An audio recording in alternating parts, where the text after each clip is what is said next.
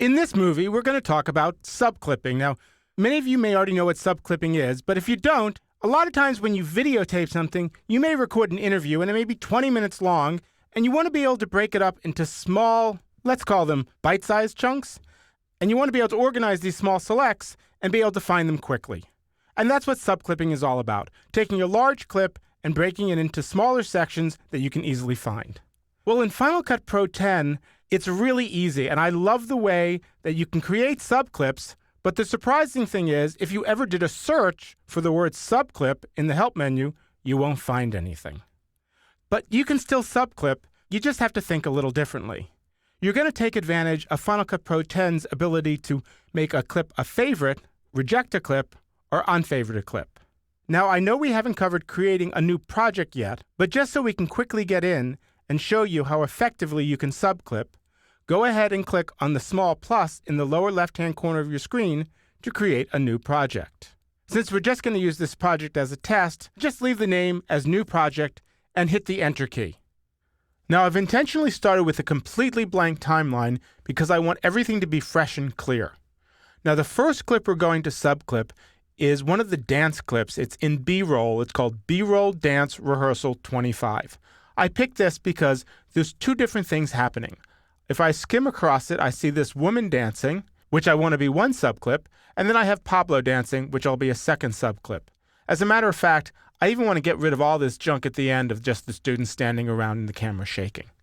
And this is how easy it is to subclip. I'm going to select the part of the clip where the woman is dancing. So she starts here. I'm going to stretch the range because I'm going to be very visual here. I could use in and outs to select my range just as easily. Now, once I have the range selected that I want to subclip, I'm going to use my favorites button, or my favorites keyboard shortcut, which is the letter F. As soon as I hit the letter F, we see this section is marked as a favorite. But this is where it gets really cool. Instead of leaving it labeled favorite, I can simply click on that and change the name to whatever I want the subclip to be called. So I'm going to label this Girl Dancing. Now we're going to go ahead and pick the next section. But before we do that, take note that there's a thin green line at the very top of this. Now this thin green line represents our favorite, but I'm going to use this as our subclip. Let's go ahead and create a subclip of Pablo dancing. So I'm going to skim over to here, and let's just pick up a nice range of him dancing. We see the spin, he finishes, he goes off to the side. Perfect. I'm going to go ahead and hit the F key one more time. You'll notice down, if I scroll, there's another favorite, and I'm going to label this Pablo dancing. I'm going to hit the Enter key, and now we have a properly labeled favorite, which you can think of as a subclip. If I skim over to the end and say, you know something, I'll never even want to use this footage. This is something I want to reject. I can highlight its range and simply hit the Delete key. And as you see, I now have a red line above it. This is where it gets really cool. If I want to select the range of her dancing, all I have to do is click on the green bar, and that range is selected. I can do the same thing with Pablo. I can also keyword search any one of these elements. And if I go over here to All Clips and switch from All Clips to Favorites, I can see specifically the two clips in my show that I want to work with. But it gets better than that. I'm going to go over here and I'm going to switch from my list view to my film strip view. And there are my favorite subclips right there, and I can quickly skim through them and find these elements. Now that's great, but let me show you another really cool feature of being able to subclip with the Favorites option. We're going to go to an interview. Let's go ahead and pick up the interview of Pablo. Now, if you take a look, it looks like this is empty, and I'm pointing this out because this is a gotcha. A lot of times people will click on a smart collection and see nothing. If you've been using the Favorites option or the Rejected option, make sure you go back and have all clips selected. Now we can see everything inside that smart collection. What I want to do is subclip Pablo's interview and start cutting it into the timeline. So let's go ahead and switch back to the list view just so we can work exclusively with Pablo.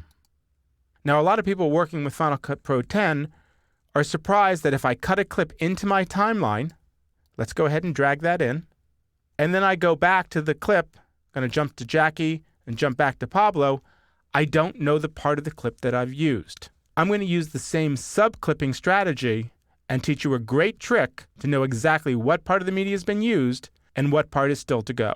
Let's go ahead and delete Pablo from the timeline. I'm going to skim across and find his first soundbite that I'm going to bring into my timeline. Okay, so he starts here with I think, and we'll just pick up that one soundbite and we'll bring it in. In this case, I'm simply going to hit the E key. But before I do that, watch what I do. I press F for favorite, and then I bring it into my timeline. If I come back to this later, let me jump over to Jackie's soundbite. Now when I return to Pablo's interview, I can see right here what part of the interview I've already used, and I know I can go ahead and I can pick up the soundbite later on. So this is the section I want to use. Hit F first, and then I can hit the append key, E, or if I want to do an insert or overwrite, I can use their respective keys, W or D. Now I do want to point out something important. Let's suppose I've made a subclip, and we're going to look at these subclips once again as a list. So I'm going to go all clips and switch over to favorites. So there I have my Pablo subclips, and I say, you know something? I don't really want to use this as a subclip, so I'm going to simply delete it. That's not what you want to do. If you press the delete button, you're not unfavoriting the subclip, you're actually rejecting that part of the footage as a rejected clip. Let me go ahead and show you how that works. I'm going to press the delete key, and it appears as if the clip is no longer a subclip and my event library is a little cleaner. But I'd like you to take a look at something. Instead of looking at favorites, we look at rejected. And if we go over here and we look at all clips, you'll notice in the Pablo clip, there's my favorite, there is my rejected. So by hitting the delete key, you're not removing a subclip, you're actually rejecting it. What you want to do, and I'm going to select this just like I could select the green area, is select this. I could switch it back again if I wanted to a favorite, or the key here, hit the open star, and remove the rating from the clip.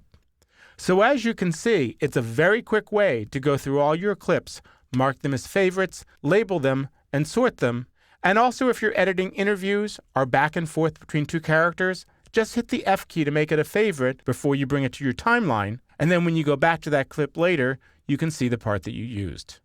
So keep in mind, the feature may not be called subclipping. It's called favorites, but it works exactly the same way, and actually a little bit faster.